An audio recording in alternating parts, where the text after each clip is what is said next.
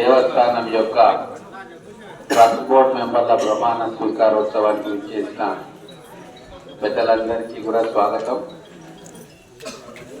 గౌరవ చైర్మన్ గారు, ఇప్పుడే ప్రమాణ స్వీకారం చేసిన భక్తులు, మెంబర్స్, మా గ్రంథాలయ చైర్మన్ నరసింహారెడ్డి గారు, మున్సిపల్ చైర్మన్ ఆనంద్ గౌడ్ గారు, మోడా చైర్మన్ లక్ష్మణ్ యాదవ్ గారు, మార్కెట్ కమిటీ చైర్మన్ అనిత గారు, వైస్ చైర్మన్ విజయ్ కుమార్ గారు, మిగతా ఇప్పుడే ప్రమాణ స్వీకారం చేసిన మెంబర్స్,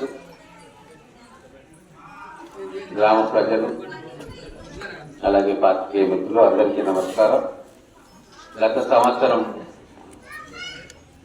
మిగతా మెంబర్స్తో కలిసి ఎక్కడెక్కడ ఏమేమి కావాలో ఒక అంచనాకు వచ్చి ఆ ఎస్టిమేషన్ గౌరవ ముఖ్యమంత్రి గారికి పంపుతాం. ఖచ్చితంగా ఈ రాబోయే రోజుల్లో గతంలో మొదలుపెట్టి పెండింగ్ పడ్డ పనులన్నీ పూర్తి చేస్తూ ఇంకా కొత్త సౌకర్యాలు భక్తులకు ఏమేమి ఇవ్వాలో వాటిని కూడా పూర్తి చేయాలని చెప్పి అనుకుంటా ఉన్నాం. మన్నెంకోట క్షేత్రానికి జిల్లా నలుమూలల నుంచే కాకుండా బయట జిల్లాల నుంచి, పక్క రాష్ట్రం నుంచి కూడా భక్తులు వస్తారు.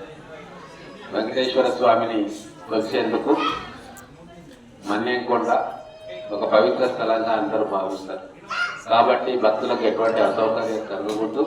అలాగే బ్రహ్మోత్సవాలప్పుడు విపరీతమైన రద్దీ ఉంటుంది. దానికి అనుగుణంగానే ఏర్పాట్లు, వసతులు చేయాలని చెప్పి నిర్ణయం తీసుకున్నాం.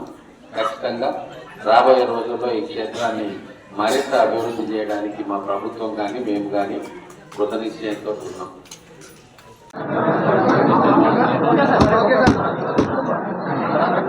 మీడియా మిత్రులకు నమస్కారం. ఈరోజు మన్నెంకొండ వెంకటేశ్వర స్వామి దేవస్థానం ట్రస్ట్ బోర్డు మెంబర్ల ప్రమాణ స్వీకార కార్యక్రమం జరిగింది. పోయిన సంవత్సరం సమయం లేకపోవడంతో ఉత్సవ కమిటీని వేసుకున్నాం. దాన్నే ఈరోజు కంటిన్యూషన్ చేసి ఆలయ ట్రస్ట్ బోర్డుగా వారిచే గుర్తింపు పొంది ఈరోజు ప్రమాణ స్వీకారం చేసుకున్నాం. మహబూబ్ నగర్ జిల్లాలో ప్రసిద్ధమైన పుణ్యక్షేత్రం మన్నెంకొండ. మన్నెంకొండకు మన ఉమ్మడి జిల్లా నుంచే కాకుండా పక్క జిల్లాల నుంచి, పక్క రాష్ట్రాల నుంచి కూడా వెంకటేశ్వర స్వామి భక్తులు వేలాది మంది వస్తారు. ముఖ్యంగా బ్రహ్మోత్సవాల సమయంలో లక్షలాది మంది భక్తులు వచ్చి వెంకన్న స్వామి దర్శనం చేసుకుంటాం. ఈసారి పెద్ద సంఖ్యలో భక్తులు వచ్చే అవకాశం ఉంది. మన్నెంకొండ దేవస్థానం అభివృద్ధి విషయంలో ముఖ్యమంత్రి గారితో కూడా మాట్లాడడం జరిగింది. వారు కూడా ఈ దేవాలయం మీద ప్రత్యేక శ్రద్ధ వహించి అభివృద్ధి చేసుకుందామన్న మాట చెప్పడం జరిగింది. అన్నమాట ప్రకారంగా హైదరాబాద్ నుంచి అధికారులు వచ్చి ఇక్కడ చైర్మన్ గారు, నరసింహారెడ్డి గారు, మిగతా పెద్దలందరితో కలిసి ఒకసారి ఒక రౌండ్ విజిట్ చేసినారు. కొన్ని ఎస్టిమేట్స్ కూడా తయారు చేసింది. భక్తులకు కావాల్సిన సౌకర్యాలన్నీ కూడా ఐడెంటిఫై చేసి ఏం చేస్తే బాగుంటుంది అని చెప్పి ఒక ప్రాథమికమైన అంచనాకు వచ్చింది. దాదాపుగా 130 కోట్లతోటి అంచనాలు చేయడం జరిగింది.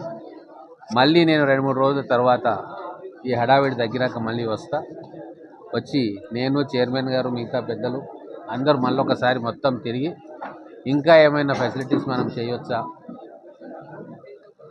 ఇక్కడ ఉన్న అధికారులను కావచ్చు, చుట్టుపక్కల గ్రామస్తులను కావచ్చు, భక్తులను కావచ్చు, బోర్డు మెంబర్లను కావచ్చు అడిగి ఇంకేమైనా అడిషన్స్ ఏమైనా ఉంటే వాటిని కూడా ఎస్టిమేట్ చేసి ప్రభుత్వానికి పంపుతాం. ఖచ్చితంగా రాబోయే 2-3 సంవత్సరాల్లో మన్నెంకొండ దేవస్థానాన్ని బ్రహ్మాండంగా అభివృద్ధి చేయడానికి ప్రణాళికలు, ఎస్టిమేట్స్ చేయించడం జరుగుతూ ఉంది. ముఖ్యమంత్రి గారు కూడా చాలా ఉత్సాహంతో ఉన్నారు. కాబట్టి వారి సహకారంతో ఈ మన్నెంకొండ దివ్యక్షేత్రాన్ని బ్రహ్మాండంగా అభివృద్ధి చేసుకుందాం.